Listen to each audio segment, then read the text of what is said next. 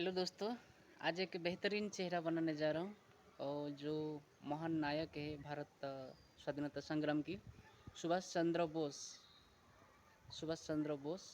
आज मैं उनका एक बेहतरीन चेहरा बनाने जा रहा हूँ जो महापुरुष हमारे भारत की स्वाधीनता के लिए बहुत डेडिकेशन दिए हैं।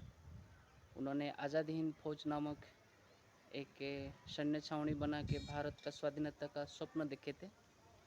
तो आज ये मूर्तियाँ बना के उनको डेडिकेशन करना जा रहा हूँ।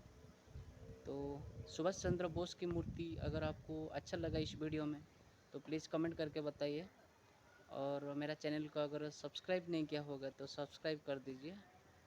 Thank you so much for watching my video. Thank you.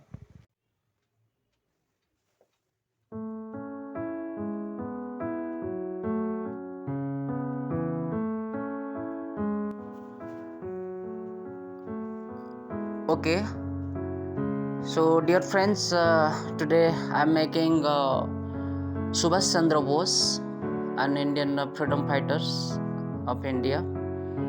So this statue I made as per pictures of what I sent from these photos. Some stories are telling about Subhas Chandra Bose. Subhas Chandra Bose was born in 23 January 1897 and was an Indian nationalist whose defiant patriotism made him a hero in India, but whose attempts during World War II to rid India of British rule with the help of Nazi Germany and Imperial Japan left a troubled legacy. The honorific Netaji was first applied to Bose in Germany in early 1942 by the Indian soldiers of the Indies Legion and by the German and Indian officials in the Special Bureau for India in Berlin. It is now used throughout India. Subhas Chandra Bose was born in 23 January 1897 in Cuttack, Odisha. Cuttack city where I stay. I am from Odisha, Cuttack, Jagatsinghpur. So from this area, Subhas Chandra Bose was born. So we are proud that we are localities of Subhas Chandra Bose, and died 18 August 1945, is in 48 Army Hospital, Nanbon branch. But now it is suspicious cases that Netaji is alive now till now. But what may be, according to the document, 18 August 1945 is his last date. Okay, just I telling about education background of Subhas Chandra Bose. Subhas Chandra Bose was the student as he joined in the Baptist Missions Protestant European School, Cuttack, 1902 to 09. Then he studied Ravensa Collegiate School, Cuttack, 1902 to 12. Then Presidency College, Calcutta, 15 February 1916. Then Scottish Church College, Calcutta, 20 July 1917 to 1919. Fitzwilliam Hall, non-collegiate students, board, Cambridge, 1919 to 21. Then he studied his higher education from University of Calcutta, BA Philosophy, 1919. University of Cambridge, BA Mental and Moral Science, Tripos, 1921. Known for Indian independence movement, he was a great freedom fighter at that time. Subhas Bose was born into wealth and privilege in a large Bengali family in Odisha during the high noon of the British Raj. The early recipient of an unusually Anglo-centric education, his teenage and young adult years were interpersuaded with a brilliant academic success, oversized religious yearning, and stark rebellion against authority. In a college in which his five brothers had preceded him, he was expelled for participating in an assault on a professor.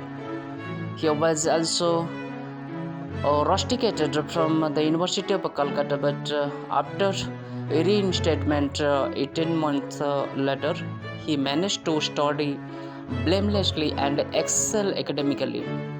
Sent to England at his father's arguing to take the Indian Civil Service examination, he succeeded with distinctions in the vital first exam but demurred and taking the more routine but clinching final examination. He cited nationalism to be a higher calling than the civil service. So he returning to India in 1921 to join the nationalist movement led by Mahatma Gandhi and the Indian National Congress. So Bose at first worked with C.R. Das in Bengal. He followed under Das mentorship. He then followed Jawaharlal Nehru to leadership in a group within the Congress. The group was younger, less keen on constitutional reform and more open to socialism. So Bose rose precariously to become Congress president in 1938. After re-election in 1939, differences arose between Bose and Gandhi. The senior leadership in the Congress supported Gandhi and Bose resigned as president and was eventually ousted from the party. In July 1940, Bose was arrested by the Bengal government over a small protest and later kept housebound under a strict police watch. In mid-January 1941, he escaped from India in a dramatic cloak and dagger fashion, heading northwestward into Afghanistan. In April 1941, Bose arrived in Nazi Germany, where the leadership offered unexpected, if equivocal, sympathy for India's independence. In November 1941, Germany funds were used to open a Free India Center in Berlin and to set up a Free India radio on which Bose broadcast nightly. A 3,000 strong Free Indian Legion was recruited from among Indian POWs captured by the Irwin Rommel's Africa Corps to serve under Bose. Subhas Chandra Bose's reputation as a politician adversely affected in the previous 2 years was a refurbished somewhat.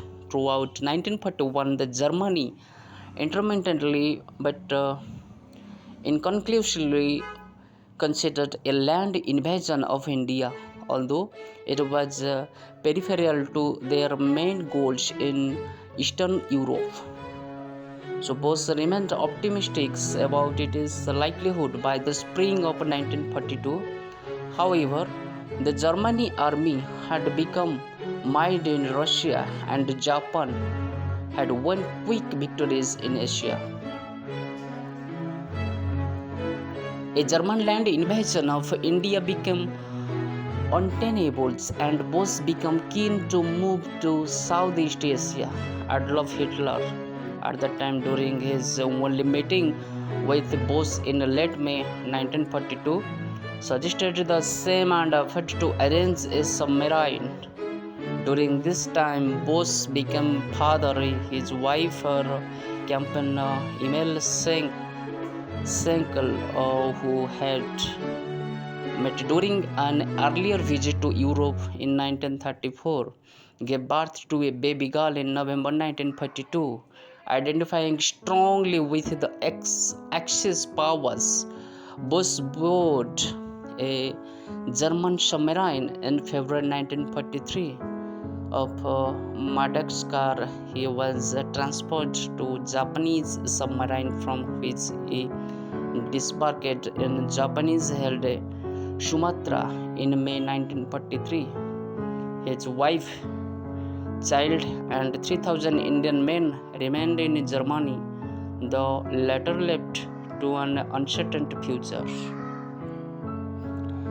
So the Indian National Army INA had been formed in 1942 from the Indian POWs of the British India Army captured by the Japanese in the Battle of Singapore. After arrival in Singapore, Bose enlisted Indian civilians, chiefly Tamil ones in Malaya and Singapore. The Japanese had come to support a number of puppets and provisional governments in the captured regions. With Japanese support, a provisional government of Free India and Bose was formed in the Japanese-occupied Andaman and Nicobar Islands. Although the Japanese militaries at the time exercised control over the islands, Bose's visit December 1943 was widely published. So, charismatic and driven was displayed unflagging enthusiasm for the cause of liberating India.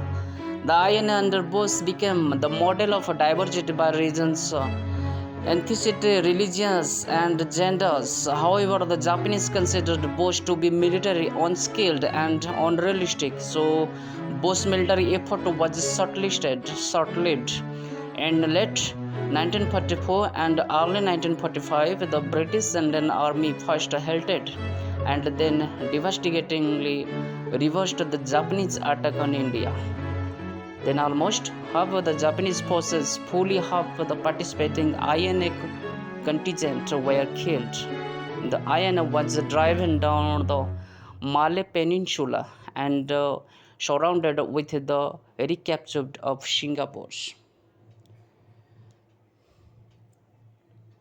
So Bose at that time chose not to surrender with his force or with the Japanese. So he aimed to escape to Manchuria with a view to seeking a future in the Soviet Union, so which he believed to be turning anti-British. So en route to Manchuria, his plane crashed in Taiwan and he died from third-degree burns. Some Indians did not believe that the crash had occurred. Many among them, especially in Bengal, believed Bose would return to gain India's independence once again. However, our Netaji was an excellent hero at that times. Now tells he is so respectable hero in our Indian and his client and Ahwan was Delhi Challo to march his troop, soldiers troop from Andaman Nicobar departments at that Rangan area. He just marched these words and one word he shared always that give me blood, I will give you independence. That was what the mantra at the time of Subhas Chandra Bose, a great thinker and philosopher at that time of India. So thank you friends for listening and watching my video. Thank you for so much seeing my video. Thank you.